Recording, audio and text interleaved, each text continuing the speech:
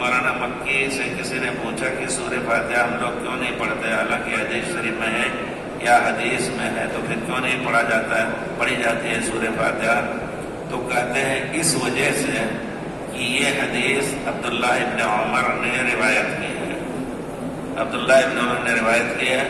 اور خود عبداللہ ابن عمر سورہ فاتحہ نماز میں نہیں پڑھتے تھے۔ اب آپ نے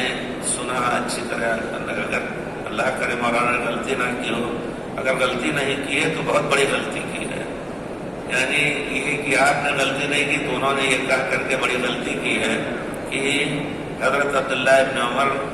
خود سورہ فاتحہ نہیں پڑھتے تھے۔ یہ دنیا کا جھوٹ ہے، حدیث شریف میں ان کی روایت ہے اور روایت پر عمل ہوتا تھا، اور صرف حضرت عبداللہ ابن عمر نے روایت نہیں کی ہے، عبداللہ ابن مسعود، عبادہ ابن صامت، بخاری شریف میں عبادہ ابن صامت ہی کی روایت ہے، قال قال رسول اللہ صلی اللہ علیہ وسلم لا صلاة لمن لم يقرأ بفاتحة الكتاب۔ تو بہرحال اگر انہوں نے یہ بات کہی ہے کہ عبداللہ ابن عمر نے روایت کی ہے لیکن اس پر عمل نہیں کیا ہے، تو اصولی طور پر بھی ان سے یہ بات کی جا سکتی ہے کہ ائمہ کا اتفاق ہے العبرۃ بما روی لا بما رأى، جو انہوں نے روایت کی پیارے رسول سے صحابی نے، اس پر اس کا اعتبار کیا جائے گا، ان کی رائے اگر کچھ اور ہے اس پر عمل نہیں کیا جائے گا، یہ اس کا مفہوم ہے العبرۃ بما روی، جو روایت پیارے رسول سے کی ہے اگر انہوں نے اس کی مخالفت بھی کی ہے تو اس کی پرواہ نہیں کی جائے گی، روایت کا اعتبار کیا جائے گا، کیونکہ ہو سکتا ہے آدمی کوئی بات کسی چیز کی روایت کرے، بیان کرے اور خود بھول جائے، ایسا بھی ہوا ہے، بعض صحابہ نے کہا کہ ہم بھول گئے، آپ نے یاد دلایا۔ اسی طرح ایک باب ہے اصول حدیث میں من حدث و نسیہ، بہت سے محدثین روایت تو بیان کیا لیکن بھول گئے کہ ہم نے یہ روایت بیان کی ہے، پھر جب ثقہ اعتماد علم کے راوی نے، ان کے تلمیذ نے بیان کیا شاگرد نے کہ نہیں آپ نے ہم سے یہ روایت کی ہے، تو کہتے تھے حدثنی ربیعۃ عنی، مجھ سے انہوں نے روایت کیا، میں ان سے روایت کر رہا ہوں۔ تو یہ ہے اصولی مسئلہ، اس وجہ سے یہ کہنا کہ صرف حضرت عبداللہ ابن عمر نے اس کی روایت کی، یہ بھی غلط ہے۔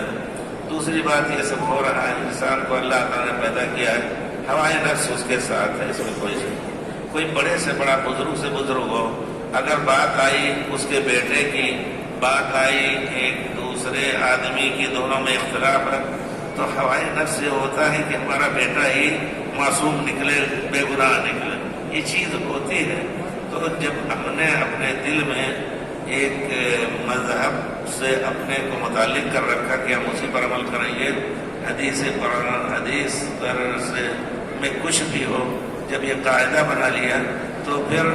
اس کے پیچھے صحیح احادیث کی بھی تردید اور رد کی گئی۔ یہ پوری تاریخ کا ایک قصہ ہے، تاریخ مذاہب کا، اور ہمارا کہنا یہ ہے کہ علماء کو اس جرم سے توبہ کرنا چاہیے۔ ہاں بعض مسائل ایسے ہیں جس میں اختلاف کا امکان ہے، روایتیں دو طرح کی ہیں،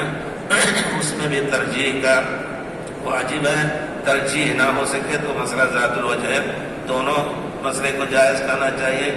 نہ کہ ایک اگر امام نے کہہ دیا کہ مسجد میں جانا اور تنگ جائز نہیں تو ہم اس کو حرام کہہ دیں، یہ بہت بڑا جرم ہے۔ جو علماء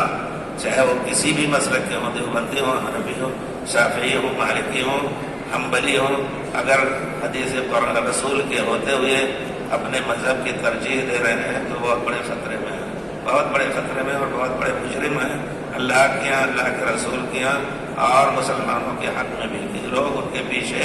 گمراہ ہوتے ہیں۔ یہ لفظ میں جان بوجھ کر کے استعمال کر رہا ہوں کیونکہ یہ اس سے بڑھ کر کے جرم کچھ نہیں ہو سکتا ہے کہ اللہ کے صحیح دین سے لوگوں کو بھٹکایا جائے، صرف اس وجہ سے کہ ہمارے مذہب کی یہ بات نہیں۔ کتنے مسائل ایسے ہیں جو اس طرح بہرحال رد کر دیے جاتے ہیں۔ نماز کا